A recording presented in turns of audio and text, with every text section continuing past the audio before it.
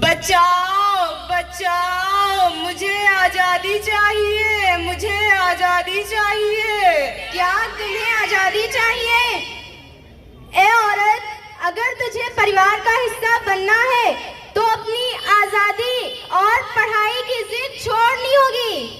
पर मुझे क्यों? मुझे पढ़ लिख कर कुछ बनना है। क्या तुझे पढ़ना है? तुम लड़की हो, तुझे पढ़ने और सपने देखने का कोई अधिकार नहीं।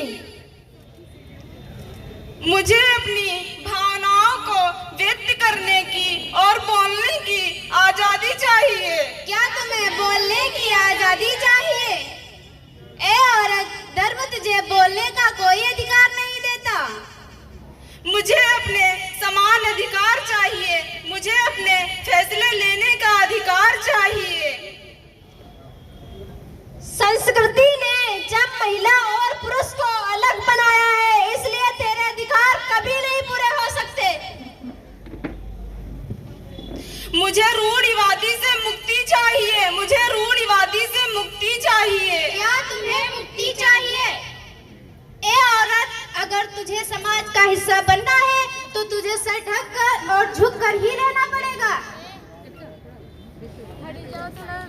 पर मैं ही क्यों? मुझे पढ़ लिख कर कुछ बनना है। ए औरत, समाज तुझे पढ़ने की अनुमति नहीं देता। अगर तुझे पढ़ना ही है तो सिर्फ उतना जितना हम चाहें।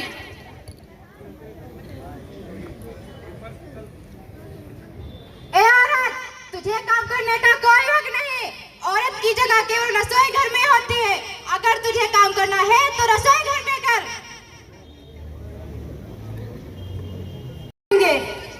तू पढ़ नहीं सकती, तू कौन नहीं सकती, तू काम नहीं कर सकती। ये कैसा समाज है जो हमें पढ़ने की, बोलने की, सर उठाने की आजादी नहीं देता? क्योंकि मैं एक औरत हूँ, इसलिए मुझे न्याय चाहिए, मुझे न्याय चाहिए।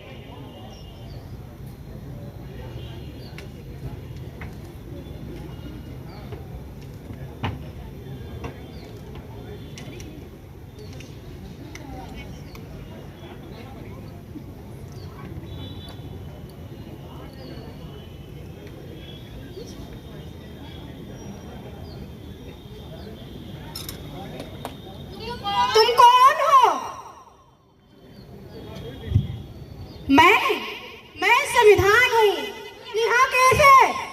जहाँ अत्याचार, अन्याय, शोषण और भ्रष्टाचार होगा, वहाँ मैं खड़ी होंगी। क्या तुम हमसे ऊपर हो? हाँ, मैं धर्म, समाज, संस्कृति, परिवार, इन सभी से ऊपर हूँ।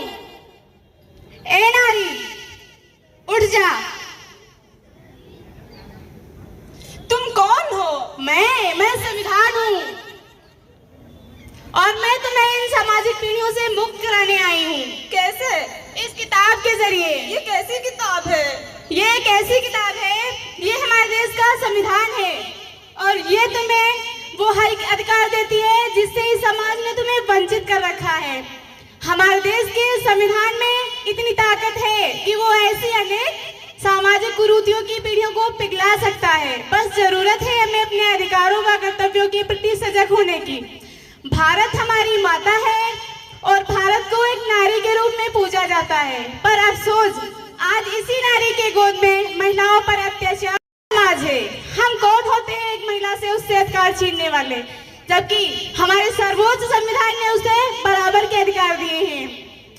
हमारे देश का संविधान ही एक ऐसा संविधान है जो जाति, धर्म, ऊंच नीच इन सभी से ऊपर उठकर एक सर्वोच्च समाज की नींव रखता है। पर आज के समय में एक जिम्मेदार नागरिक होने के रूप में ऐसे न जाने कितने लोग हैं जिन्हें उनके अधिकारों व कर्तव्यों के प्रति ज्ञान नहीं है, जिसके कारण वो ऐसे शोषण का शिकार बनते हैं।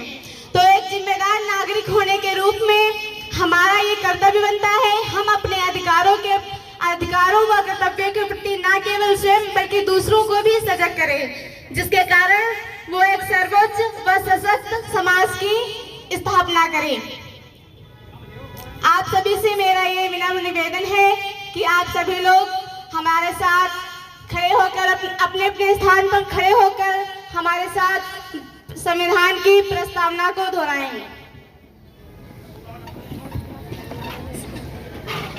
तुम आगे पीछे बोलते हो।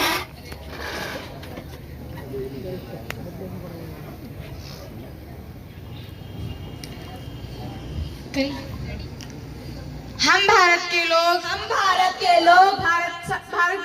भारत को एक संपूर्ण प्रभुत्व संपन्न समाजवादी पंथनिरपेक्ष लोकतंत्रात्मक गणराज्य बनाने के लिए तथा उसके समस्त नागरिकों को सामाजिक, आर्थिक और राजनीतिक न्याय, विचार, अभिव्यक्ति, विश्वास,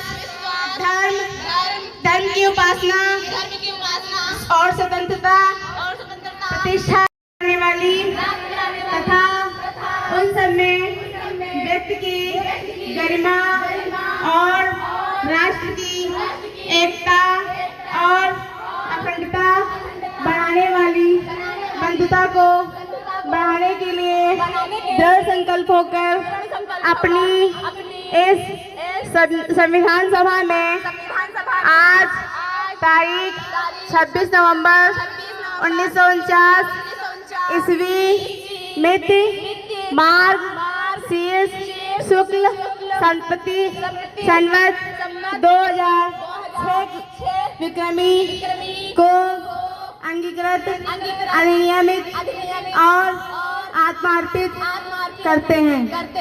थैंक यू।